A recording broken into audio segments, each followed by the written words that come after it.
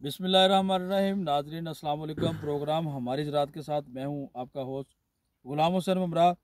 और आज हम बात करेंगे गंदम की खादों के हवाले से कि गंदम को कौन कौन से अज्जाए खुराक और किस स्टेज पे जो है उसको ज़रूरत होती है।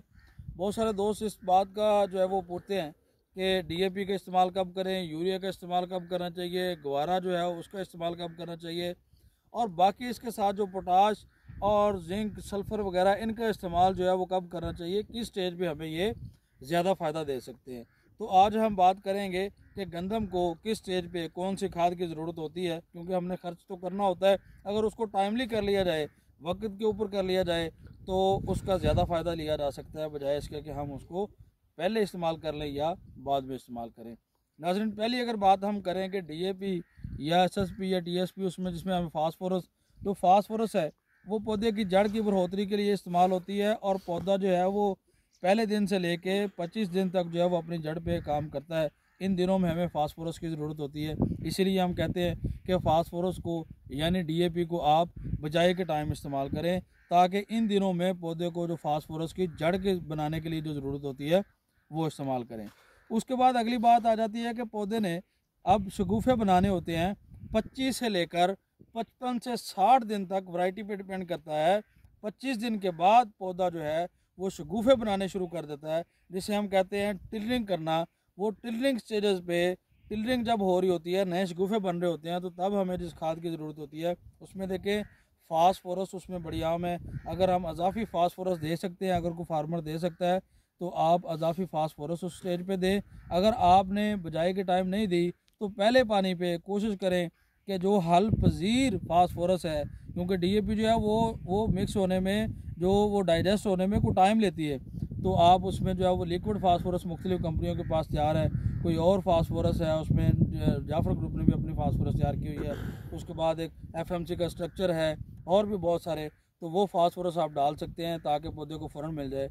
उसके बाद जो शगुफ़े बनाने के लिए एक बहुत ज़्यादा अहम ज़रूरत है, वो आपको नाइट्रोजन यानी यूरिया की है, क्योंकि जो नए शगुफ़े बनने हैं, आपके जो नए जो अमाइनो एसिड्स बनने हैं, जो नए जो आपके प्रोटीन्स बननी है, पौधे के अंदर नई शाखें बननी है, वो तमाम उसको भी रेगुलेट करना है आपके यूरिया ने, नाइट्रोजन ने। सो यूरिया जो है वो आप इस स्टेज पे जो है वो 25 से 30 दिन तक अप्लाई करें। अगली स्टेज जो आ जाती है कि हमने उसको अगली जो जिसमें हमने तने को मजबूत करना है, ताकि गंदम जो है वो गिरने से बच जाए। कैल्शियम जो है वो हमारी ज़मीनों में बहुत कम है। कैल्शियम जो है वो भी उसमें गवारा कैल्शियम अमोनियम नाइट्रेट हम इस्तेमाल कर सकते हैं, कैन। वो जब दूसरे से तीसरा पानी लगता है, अमूमन दूसरे पानी पे जो है वो गंदम इस स्टेज पे होती है कि टिलर बना चुकी होती है, और अब जो उसकी गांठों का जो नोड से दूसरी नोड तक जो फासला होता है उसको कम रखता है, और वो मजबूत करता है।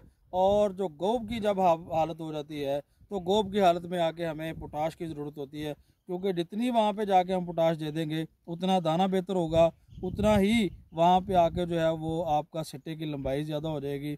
और ये सारी चीज़ें जो हैं, ये इनका अगर टाइम पे करेंगे तो फ़ायदा होगा। सल्फ़र के हवाले से बहुत सारे दोस्त पूछते हैं। ऐसी ज़मीनें जो कि सेहतमंद ज़मीनें हैं, जो बारी मेरा ज़मीनें हैं, वहाँ पे सल्फ़र तकरीबन जो है वो पूरी होती है। लेकिन अगर सल्फ़र दिया जाए तो सल्फ़र जो है वो 2-3 तरीके से पौधे को फ़ायदा देता है।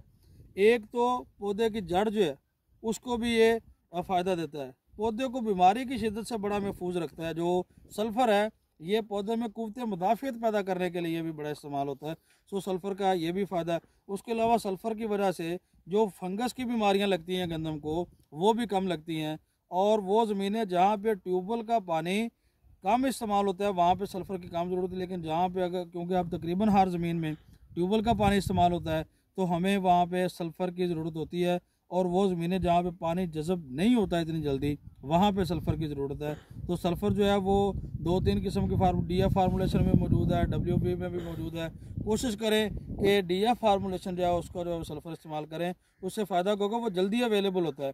दूसरा, चाहे डब्ल्यूपी वाला आप 80 से 90% वाला क्यों ना इस्तेमाल कर लें, लेकिन जो डीएफ फार्मूलेशन में है वो सल्फ़र रेडिली अवेलेबल होता है, पौधे को जल्दी मिल जाता है। सल्फ़र की हमें ज़रूरत जो है वो दूसरे पानी पे होती है, ताकि जो पौधे के अंदर क़ुव्वत मुदाफ़ियत है वो भी बढ़ जाए, और पौधे की जड़ें ज़्यादा हो जाएँ, और मुख्तलिफ़ किस्म की बीमारियों से वो बचाया जा सके।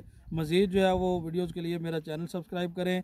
अगर किसी किस्म की कोई भी आपको रहनुमाई चाहिए हो, डिस्क्रिप्शन में मेरा नंबर लिखा है, तो उस पर आप रब्ता कर सकते हैं। आज तक के लिए इतना ही। अल्लाह हाफिज़।